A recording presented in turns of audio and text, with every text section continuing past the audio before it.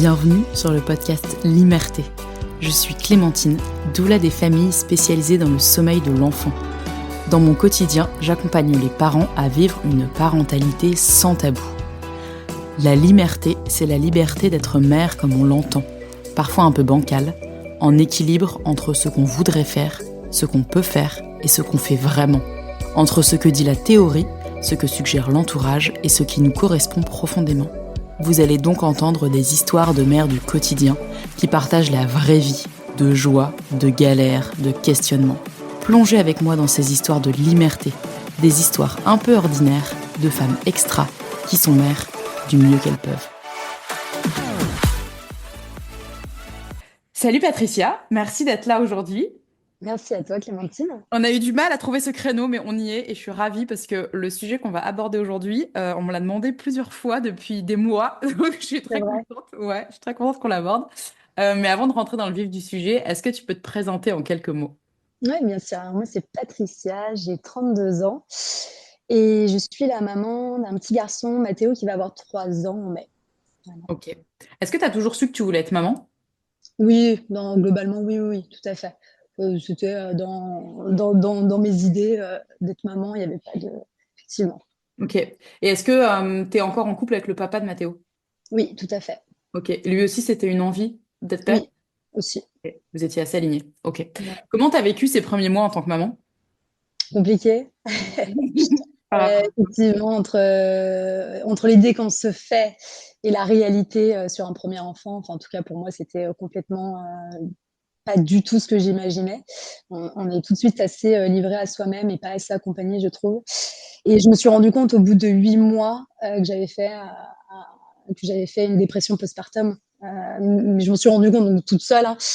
Mais au bout de 8 mois, effectivement, en fait, j'avais l'impression d'être toujours en mode survie. Donc vraiment toujours devoir faire, mais du coup jamais prendre, enfin apprécier le moment sur le moment de nouveau-né. Et du coup aussi avec, je pense que c'est hormonal ça, mais j'avais l'impression d'être toujours dans le brouillard, un peu dans le flou, et mon cerveau était toujours dans le brouillard. Et en fait, bah, au bout d'un moment, je me suis dit: «Mais si ça dure comme ça toute la vie, ça va être insupportable», parce que j'ai l'impression que mon cerveau n'est pas revenu correctement. J'arrive pas à réfléchir, à avoir de la mémoire, et puis, et puis voilà, et ouais, donc non, les premiers mois ont été quand même assez compliqués, je trouve, et on n'est pas assez accompagné Hmm. une fois qu'on rentre à la maison, effectivement, et qu'on n'a pas forcément beaucoup de gens autour de nous, en fait, qui peuvent nous aider. Ouais, puis en plus, quand c'est le premier, tu sais pas forcément ce qui est normal ou pas. Ouais, Et comme on dit aussi que c'est difficile d'être parent, on peut se dire que bon, c'est normal, quoi, tout le monde galère, ouais, mais en fait, il y a des niveaux de galère différents. c'est clair. Comment est-ce que tu as eu est-ce que tu eu un déclic ou quelque chose en particulier qui t'a fait dire, OK, en fait, là, je vis ou j'ai vécu une dépression postpartum?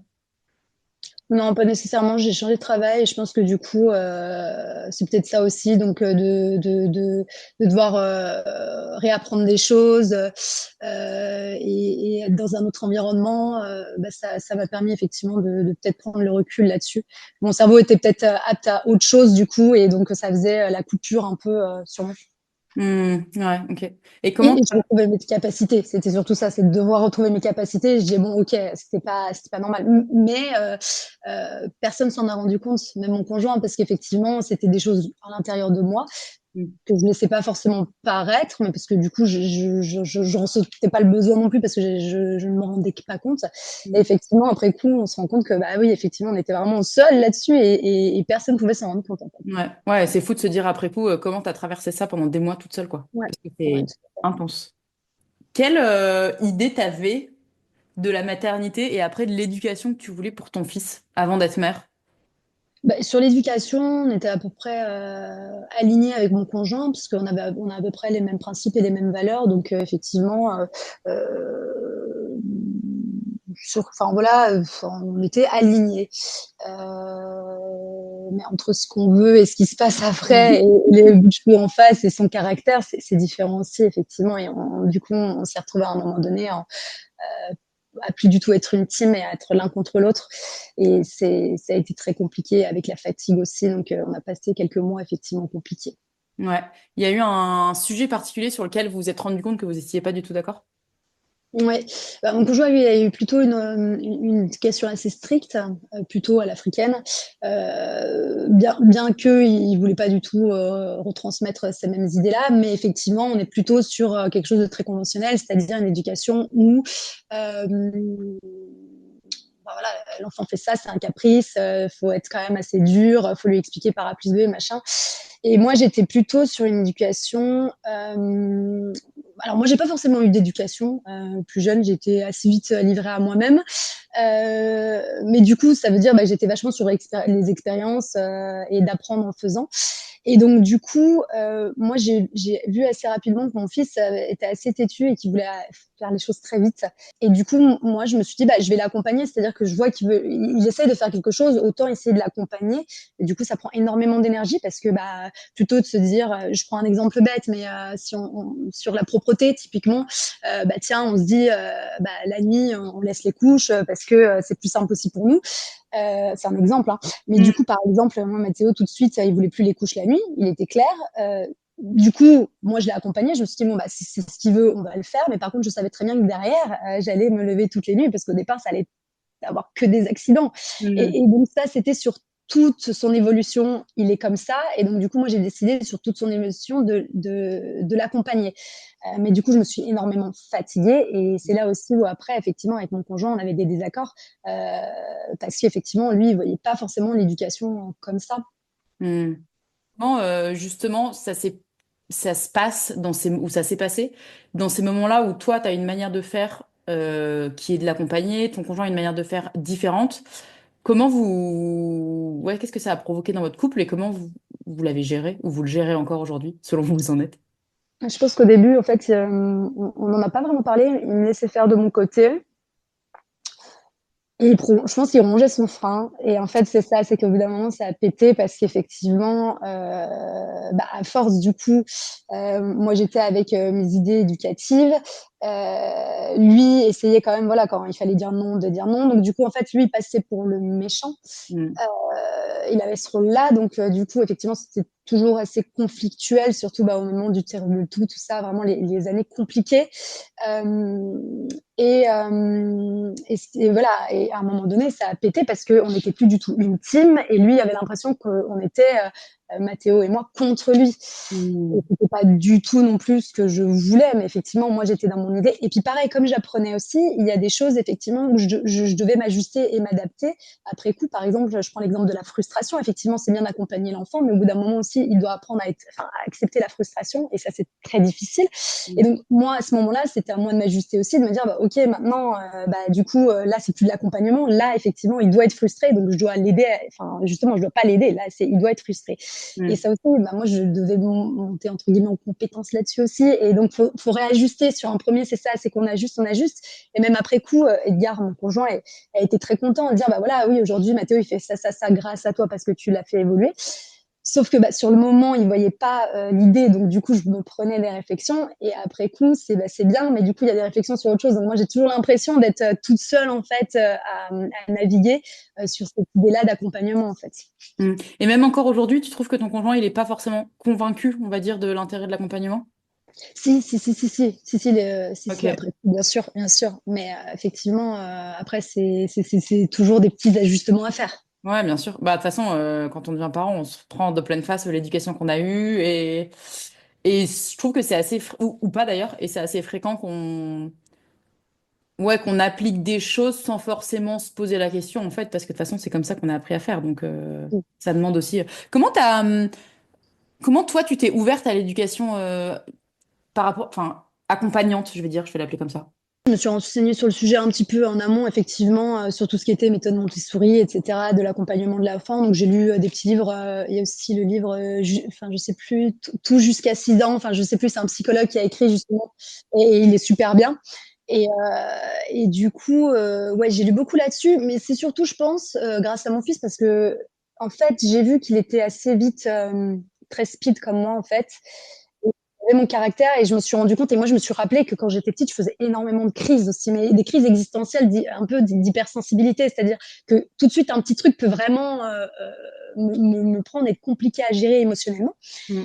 Et en fait, je me suis rendu compte que mon fils, quand j'ai vu comme il réagissait, je me suis dit: «Ah bah, OK, donc bah, je dirais pas que j'étais peut-être la seule à le comprendre, mais comme je l'ai vécu, je me suis dit: "Bah, OK, moi je vais essayer de l'accompagner d'une autre Mmh. façon", que mes parents ont essayé de faire parce que c'était pas la bonne façon Mmh. et moi je comprends vraiment, ces crises existentielles d'hypersensibilité et tout ça et donc c'est comme ça en fait, je me suis dit, que oui, j'allais l'accompagner. Très têtu, c'est-à-dire qu'effectivement il veut apprendre, enfin il croit que ce qu'il voit, donc tant qu'il teste pas, il le conscientise pas et donc je me suis dit: «Bah ouais» et pour le moment, enfin, je me donne raison oui et non parce qu'effectivement après c'est un caractère très têtu aussi, donc effectivement il faut des limites, plus que pour un autre petit garçon peut-être. Et ça, effectivement, bah, heureusement aussi qu'il y a mon conjoint parce que bah, des fois, j'y arrive pas non plus parce que du coup, je suis la maman, donc il a pas le même comportement quand il est avec moi. Et des fois, OK. pour moi, c'est très dur aussi parce qu'effectivement, j'ai l'impression que mon autorité, bah, j'ai pas forcément quoi non plus. Mmh. Donc effectivement, c'est compliqué aussi. Donc on fait du coup la bonne. Enfin, je trouve qu'on est bien complémentaires tous les deux, mais effectivement, faut pas qu'il y en ait un trop ou trop peu. Enfin, faut que ça il y ait le juste milieu, sinon on se retrouve Ouais. vite dans le méchant et le gentil, et c'est pas le but non plus. Ouais, c'est clair. Oui, le but, c'est que vous appreniez chacun de l'autre aussi pour que vous ayez les deux penchants, quoi. Pas l'un accompagnant et l'autre autoritaire, quoi. Si enfin, je C'est capte. exactement ça. Ouais, ouais, Mm. ok, ok. Est-ce que tu pourrais donner un exemple concret de ton fils fait une crise, enfin, il y a un truc qui se passe et donc c'est compliqué à gérer pour lui. Comment tu vas l'accompagner à ce moment-là, concrètement? Bah, quand il part vraiment fort, on voit qu'il est bloqué sur quelque chose, donc c'est impossible. C'est-à-dire que si on peut pas lui parler à ce moment-là parce qu'il est vraiment très haut et en fait il est bloqué. Donc c'est soit on arrive à lui faire changer d'avis, vraiment lui faire changer, bah tiens regarde ça et puis hop ça part. Enfin il oublie, enfin il part sur autre chose. Soit quand vraiment c'est très compliqué, en fait j'attends qu'il redescende tout seul parce qu'en fait enfin la communication est complètement coupée à ce moment-là. Hmm. Mais d'aller justement, je sais très bien pour l'avoir vécu que effectivement d'aller contre, ça va être encore plus horrible en fait et ça va pas arranger et on va être sur quelque chose après qui prend vraiment une proportion enfin, énorme pour pas grand chose quoi. Hmm. Mais d'ailleurs, enfin, on le voit en tant qu'adulte, hein, si on pète un plomb, il y a quelqu'un qui vient nous dire, mais calme-toi, ça ne marche pas du tout. Clairement, Ça fait clairement, l'effet inverse, quoi. clairement. Alors qu'adulte, on est censé savoir traverser nos émotions. Mais bon, ça, C'est c'est clair, encore notre sujet. Ouais, c'est ok. clair. Est-ce que, si je reviens par rapport à ton couple et à ces visions différentes de l'éducation que vous aviez, euh, au-delà en plus de la fatigue et tout ça, comment vous êtes passé justement de ce stade de on est un peu en lutte, on n'est plus une équipe, on est en lutte, à aujourd'hui, tu vois, tu as quand même dit finalement on est complémentaires. Ça a été Mm. quoi le chemin entre ces deux points-là qui sont quand même assez différents? On est allé voir une coach de vie, je pense que ça nous a fait du bien aussi, pour au moins, balayer en fait, les sujets et surtout se rendre compte qu'en fait, finalement, on se posait même pas forcément certaines questions vis-à-vis de l'autre. Je prends un exemple tout bête, mais le dimanche, je vais au marché, bah, en fait, du coup, j'ai commencé à y aller au tout départ pour faire les petits pots de bébé. Donc c'est moi qui faisais cette tâche-là et en fait à aucun moment je me suis dit, je lui ai proposé par exemple de venir avec nous parce que ou avec moi parce que j'estimais que bah, il avait pas forcément envie. Hmm. Et donc du coup donc du coup voilà il y a plusieurs points comme ça qui sont remontés. On s'est rendu compte effectivement que bah, il y avait peut-être un manque de communication alors qu'avant on communiquait beaucoup et là en fait on l'avait plus. Moi en fait je pense qu'au bout d'un moment je suis restée en mode survie avec la fatigue etc, Hmm. une très grosse charge mentale, très très grosse. Et en fait, je pense que je suis restée bloquée là-dedans en fait pendant très longtemps, avant de me dire ok maintenant c'est cool. Enfin, non, on peut Hmm. redescendre un peu en fait. Ouais, ouais. Ok. Et du coup, cette coach de vie, elle vous a accompagné juste pour communiquer, enfin, entre gros Ouais, guillemets, juste, hein, pour ouais. communiquer, mais finalement, même pas forcément tant par rapport à l'éducation, en plus à votre quotidien et vous en couple, quoi. Non, non, non, non, c'était vraiment pour communiquer, mais c'était là toute la base et le souci ouais, qu'on n'avait plus en fait. Hmm. Donc, et aussi toute cette histoire de charge mentale parce que moi j'avais vraiment l'impression d'être En fait, on n'a pas le même niveau non plus, hein, et c'est ça aussi, c'est qu'on n'a pas le même niveau d'attente. Et moi, je suis restée bloquée sur, oui, mais par exemple, chez moi, il faut que ça soit rangé, parce que si c'est pas rangé, bah, après, dans ma tête, ça va pas, etc. Et c'est plein de petites choses comme ça. Les dimanches, je cuisine pour la semaine. Si je le fais pas, c'est grave, parce que du coup, bah, en fait, je vais devoir le faire la semaine, et la semaine, en fait, j'ai pas le temps, j'ai pas l'énergie. Donc, Mm. ouais, tout était établi par rapport à la fatigue aussi. Donc effectivement, c'était compliqué à gérer. Mm. Et on a vraiment une charge, c'est vrai, enfin, faut pas se mentir, dès qu'on a un enfant, on a une très grosse charge mentale qui arrive avec, et on n'est pas prêt, en fait, à supporter ça, plus le travail, plus tout. En fait, ça fait une accumulation qui est énorme. Je crois que j'avais demandé à ChatGPT, en moyenne, justement, la charge mentale d'une femme en moyenne, et en moyenne, il m'a dit 60 à 80 heures par semaine. Donc, c'est énorme, en fait. Si on prend tout en compte, c'est énorme. Ouais. Bah, en fait, quand t'as un enfant qui arrive dans la famille, t'as pas enlevé autre chose pour faire la place pour l'enfant. T'as juste ta vie d'avant plus l'enfant. Clairement. Que ça ajoute effectivement une énorme charge. Et c'est vrai, j'aime bien ton point de dire que communiquer dans ce cas-là, c'est super important parce qu'effectivement, on n'a pas tous le curseur au même niveau selon les sujets. Et toi, tu disais par exemple que la cuisine, c'était important pour toi, ou la propreté, enfin la propreté, le Ouais. côté, le fait que ce soit rangé et tout. Il y en a pour qui ça va être, ouais, il faut que la maison soit rangée, il faut que on mange différent tous les soirs, ou il faut que la voiture soit propre, ou il faut que je sais pas quoi. Mais effectivement, si on le verbalise pas, on peut pas savoir que c'est un important pour l'un ou pour l'autre, et du coup, on n'y fait pas attention. Et je trouve que c'est un bon point à soulever. Ça me questionne sur mon quotidien. Mon conjoint qui écoute cet épisode plus tard, je vais. Bah, Euh, plus c'est ça. Et puis en plus, je pense qu'on fonctionne pas pareil, les hommes et les femmes. C'est-à-dire qu'effectivement, moi, j'étais toujours là à avoir l'impression de devoir lui donner des tâches. Et moi, ouais. j'aurais aimé que de lui, ça vienne. Et en fait, j'avais l'impression que du coup, la charge mentale, je l'avais quand même, parce que effectivement, il effectuait, mais je devais y penser à sa place.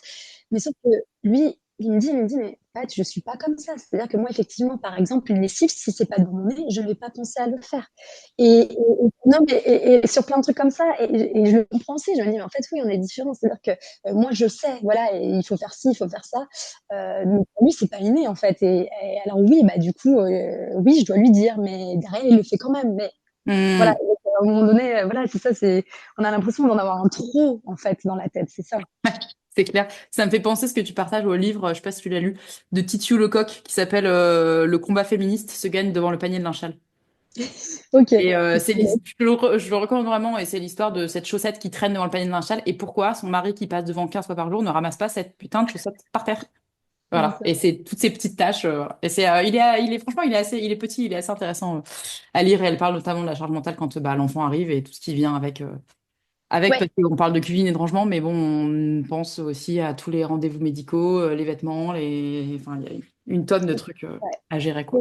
Et en plus, je dis ça, j'en ai qu'un, mais j'imagine que de toute façon, plus t'en as, enfin, ça fait fois deux, fois trois, quoi. Donc, Ouais, mais alors c'est marrant, tu vois, parce que je pense que ça augmente la charge mentale, mais pas proportionnellement. Parce qu'il y a des trucs sur lesquels tu lâches, parce que t'as pas le temps, ok. de toute façon. Tu vois, Ouais. des trucs qui. Enfin, moi, je pense que plus t'as d'enfants et plus le dernier, bah, il s'adapte, en fait. Ouais, Non, mais il s'adapte, tu vois, il a moins le choix, quoi. T'es moins dispo aussi, du coup. Ouais, du coup, je pense que ça joue. Mais ouais, il doit exister des études sur le sujet. On va chercher. Comment. Bon, du coup, vous avez été accompagné sur le sujet pour passer ce moment-là. Euh, Déjà, comment vous avez eu l'idée de vous faire accompagner, justement? Est-ce que c'est venu de vous deux? Est-ce que c'est trop. Non, c'est devenu moi, parce qu'en fait, je voyais bien que ça allait plus. En fait, c'est surtout qu'on voulait mettre un deuxième en route. Mais lui, comme moi, on savait très bien que, enfin, pas dans ces conditions-là. Ça Ouais. allait faire péter tout. Donc, en fait, et le corps est bien fait aussi, parce que moi, j'avais enlevé mon stérilet depuis cet été. Et je tombais pas enceinte. Donc, c'est bien que le corps et l'esprit est bien fait. Et donc, je me suis dit, bah non, là, il faut qu'on fasse quelque chose, parce que sinon, c'est notre couple et notre famille qui va en pâtir, et c'est pas le but, quoi. Ok. Et il a été assez réceptif à cette idée-là? Oui, oui, complètement. Ok.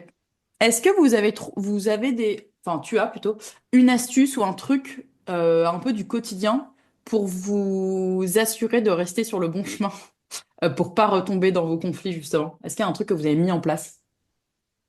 Non, c'est vrai qu'on non, non, non, on n'a pas mis en place quelque chose, mais je pense que ça peut être bien et nécessaire, Hmm. effectivement. Peut-être se dire, pas un petit code rouge, mais par exemple, bah là, voilà, il faut Alors, si, ce que j'essaye de faire, et c'est très dur pour moi, mais j'essaie de le faire, c'est de pas saper son autorité. C'est-à-dire que quand il décide de quelque chose et que je ne suis pas en accord, c'est vrai qu'avant, c'était tout de suite non, ou j'y allais. Là, même si c'est dur pour moi, j'essaye de prendre sur moi pour pas qu'on en discute après, mais Mm. parce que sinon, l'enfant s'y voit la différence et voit très bien et joue dessus. Donc, ouais, moi, de mon côté, j'essaie ça, c'est-à-dire même si je suis pas d'accord, c'est très dur. Des fois, j'y arrive pas tout le temps, mais en tout cas, j'essaye. Mm. C'est de pas saper l'autorité sur le moment et on en parle après. Et en plus, il est ouvert à la discussion, donc autant le faire comme ça. Mais c'est vrai que sur le moment, c'est pas le but en fait. Ouais, bah sinon l'enfant il a des messages contradictoires quoi. Ouais, complètement. Ouais. Comment du coup, est-ce que tu as l'impression qu'il y en a un de vous deux qui a complètement changé d'idée sur l'éducation, ou est-ce que vous avez juste tous les deux fait un pas vers l'autre en gros et que vous vous êtes retrouvés un peu plus sur un terrain d'entente? Ouais, plutôt un peu vers l'autre, effectivement. Je pense qu'on Ouais. change pas. De toute façon, on peut pas se changer comme ça du jour au lendemain. Donc non, mais effectivement, un pas vers l'autre, ouais, plutôt. Ouais, ok. Et aujourd'hui, tu dirais que comment vous faites justement pour rester, à toi, est-ce qu'il y aurait d'autres trucs pour comment vous restez une équipe et pas justement en conflit, même si tu l'as très bien dit, encore aujourd'hui, vous n'êtes pas d'accord sur tout.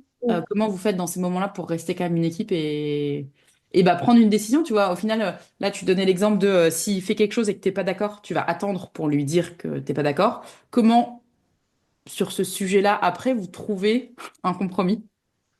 Bah, en fait, chacun après amène ses points et argumente en fait. Et Ouais. puis du coup, c'est ça, c'est que bah, des fois, oui, bah du coup, bah oui, peut-être que maintenant que tu as argumenté, je suis plutôt d'accord avec toi ou inversement. Et puis si on trouve pas d'être d'accord, bah, ça dépend sur quoi, mais en fait, après, on va faire des concessions du coup plutôt. Ok. Il y a un Et, sujet en particulier qui est sur lequel c'est difficile de se mettre d'accord?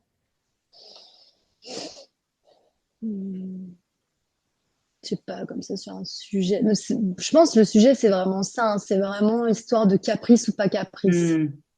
C'est-à-dire que vraiment très tôt, pour mon conjoint, ça peut être un caprice, alors que pour moi, pas du tout. Si l'enfant veut pas manger, bon bah il mange pas, il mangera plus tard ou pas, mais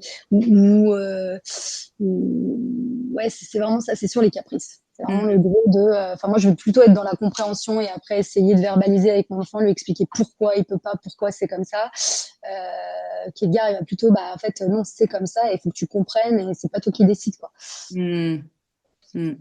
C'est rude, hein, parce que franchement, on est tellement pétri de toutes les injonctions, l'éducation qu'on a reçue depuis Ouais, des centaines d'années. Mais ouais. ouais, ça demande du taf. Ok.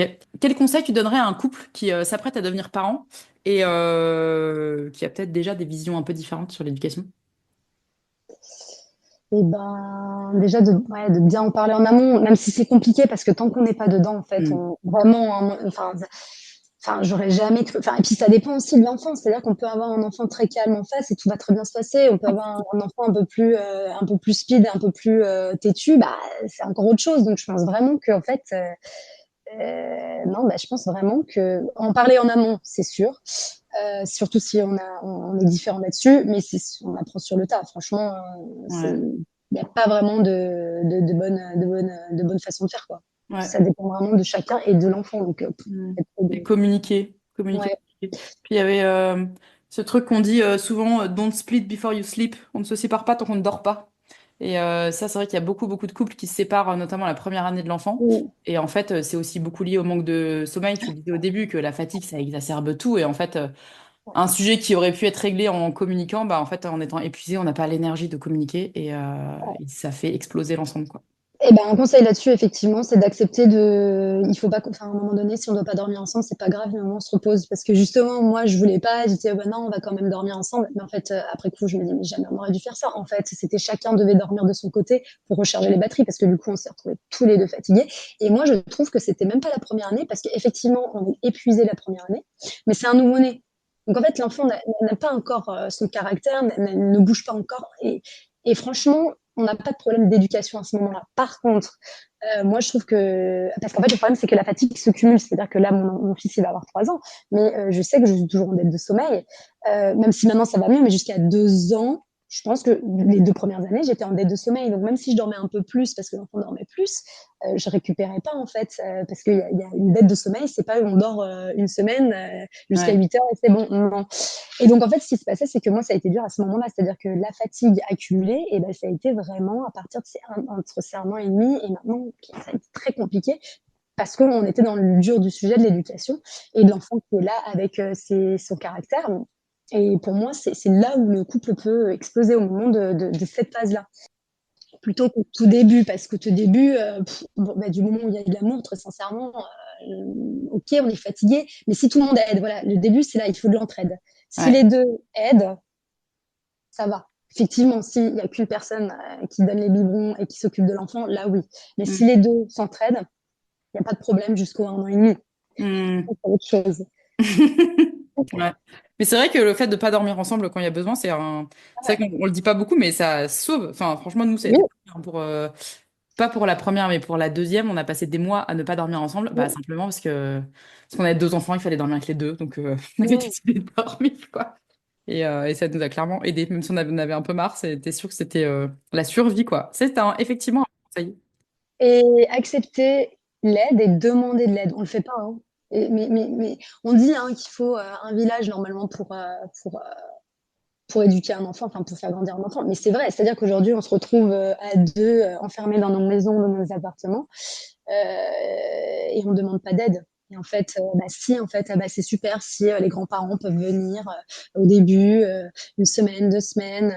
Là, on est fatigué, s'ils peuvent le prendre. Enfin, il faut demander de l'aide. En fait, Ouais, on le c'est fait pas. clair. Et c'est enfin, c'est bête parce que je pense qu'en plus les personnes en face voudraient nous aider. Mm. Mais c'est nous qui disons non et Mm. je sais pas pourquoi. Ouais, je pense qu'il y a un côté où, pour moi, la non-demande vient aussi du fait qu'on a tellement idéalisé, je pense, l'image du parent Oui, moderne, tu vois, qui peut bosser, qui a sa vie de famille, qui machin, qu'en fait, t'es censé tout savoir faire, mais en fait, non, tu peux pas tout faire tout seul.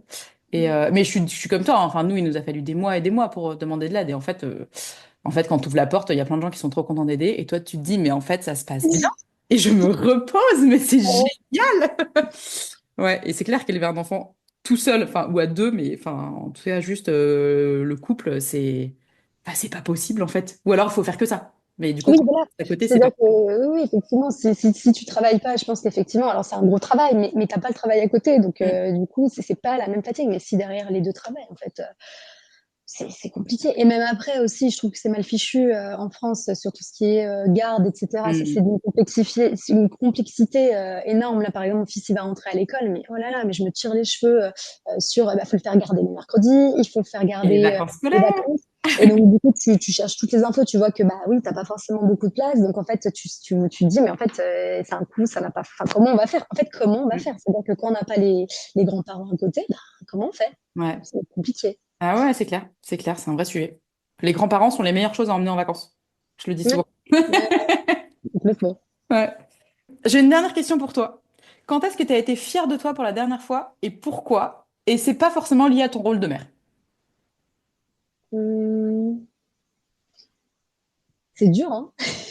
Non, mais c'est ça, c'est qu'on c'est des choses enfin, en fait, le problème, c'est ça, c'est que quand après on devient maman, en tout cas moi ça a été le cas, c'est que je me suis oubliée complètement en tant que femme, en tant que Ouais. et du C'est coup, l'intérêt de ma question. ouais, non, mais voilà, donc aujourd'hui, très sincèrement, comme ça, sans y réfléchir, je peux pas répondre. Parce qu'en fait, Mm. oui, on s'oublie complètement. Est-ce que tu aurais une idée d'un truc, même si c'est lié à ton rôle de mère? Et sachant que je précise, ça n'a pas besoin d'être un truc waouh, hein. Enfin, ça peut être, tu vois, dans le dernier épisode, le papa, pour le coup, c'était un papa qui j'ai interrogé, il Mmh. disait qu'il était super fier d'avoir pris le train pour la première fois avec sa fille tout seul. Ouais. Enfin, je veux dire, ça peut être des petites fiertés du quotidien. J'ai réussi à prendre une douche, la porte fermée. Enfin, voilà, Non, ça. ouais, non, si, si, sur un truc j'étais fière, c'est que j'ai pu faire l'Urban Trail fin mars, là. Ah J'ai bah fait les ouais. 25 kilomètres, ça m'a pris 4 heures, mais du coup, ça faisait 6 ans, du coup, j'avais pas couru. J'y suis allée, j'ai fait ça sans entraînement, ça s'est très bien passé. Et là, je me suis dit, ok, du coup, j'ai enfin fait un truc vraiment pour moi jusqu'au bout, quoi. Trop bien, bravo. Bah ouais, tu peux être fier, effectivement. Trop bien. Mm. Et peut-être, enfin, j'espère que ça te redonnera le goût de faire des trucs pour toi aussi. Ouais, ouais, ouais, complètement. C'est important Complètement. de cultiver ça. Merci beaucoup, Patricia, pour ton témoignage. C'est super. important de parler du couple et souvent c'est un sujet d'ailleurs je trouve dont on parle pas beaucoup parce qu'on parle pas beaucoup de nos difficultés de couple et tout, mais je pense que si on fait des sondages il y a beaucoup de couples parentaux qui galèrent, Mm. donc en parler c'est important et dire que être accompagné ça aide c'est important aussi, Oui, oui, oui. comme tout demander de l'aide.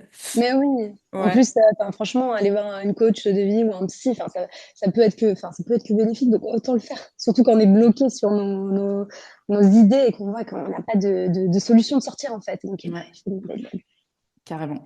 Merci beaucoup pour tous tes partages et je te souhaite de prendre du temps pour toi. Merci beaucoup.